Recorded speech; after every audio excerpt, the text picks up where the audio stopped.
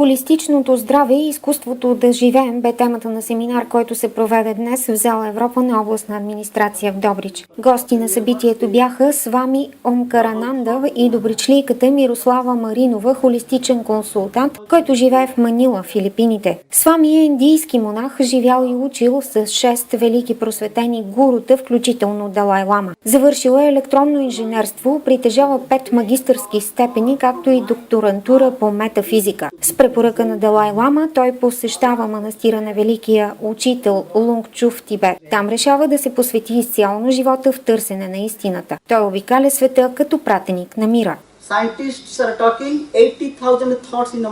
Учените казват 80 хиляди мисли в главата ни, а в сърцето ни никога няма двойствена мисъл.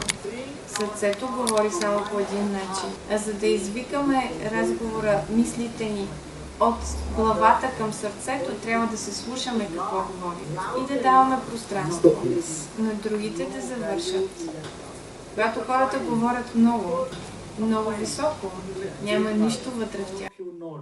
На 21 юни тази година Свами ще поведе 50 000 човека на йога практика по време на Международния ден на йогата в Мексико Сити. Мира пък работи като холистичен консултант с хора от целия свят, които искат да подобрят физическото и емоционалното си състояние чрез положителни стъпки в храненето и начина си на живот. Тя подхожда индивидуално към всеки, според спецификата на тялото и метаболизма му, кръвната група, географското положение и други. Стилът ти е базиран на над 100 диетични теории и практики, които е изучила в институт, базиран в Ню Йорк. Семинарът се проведе под егидата на областния управител доктор Маргарита Новоселска.